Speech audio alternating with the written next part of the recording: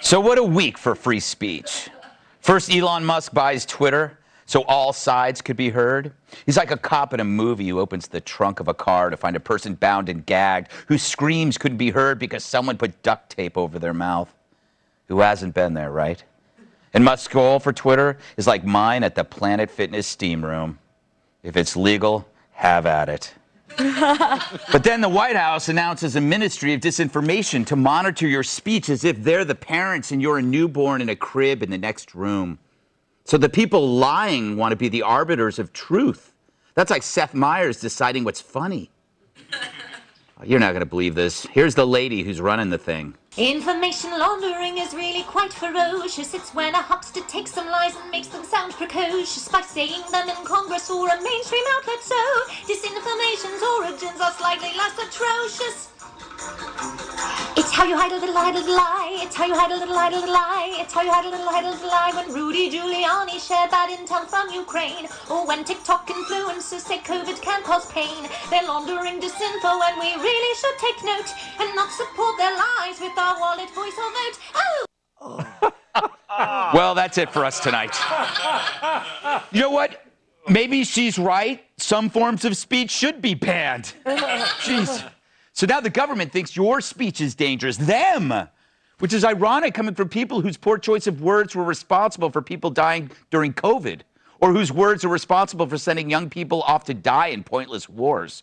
The government now holds the reins on truth. Reins, not whips, like in recent disinformation from the government. And it's weird to see who's happy and who isn't about Elon Musk.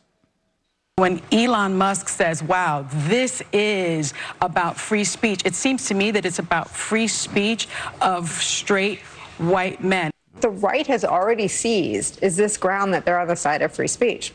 They're really not. They're for the political version of yelling fire in a movie theater. Elon Musk, I guess he misses the old South Africa in the 80s. He wants that back. Elon Musk buying Twitter says a lot about the priorities of people at the highest levels making decisions that could affect the fate of the planet. The fate of the planet. I haven't seen them this unhappy since...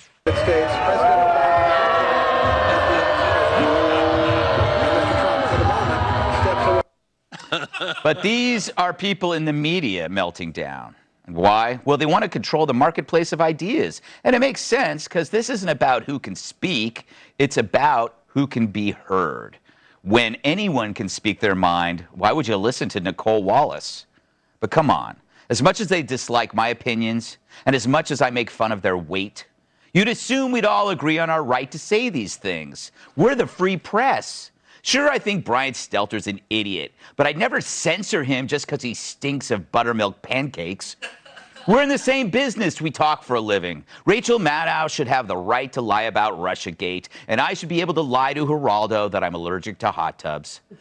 But instead, they're telling us that the First Amendment's up for grabs. After all, why should the Second Amendment be the only one the media and government abuse? Soon, the only right we'll have left is that we can't be compelled to shelter British soldiers. Although I'll make an exception for you, Douglas. Don't worry, the couch is a fold-out. Yeah. And not just the couch. What? But it's all about left-wing conformity and their consolidation of power. And we tune in and drop out. They applied for jobs in big companies and they got them. Netflix, Twitter, Disney World. Even my masseuse has 4 pronouns. I never use them. Everywhere that you see a decline in freedom or fun, there they are. They even ruined Star Wars. I know, dads, kids, and now speech. What could be next?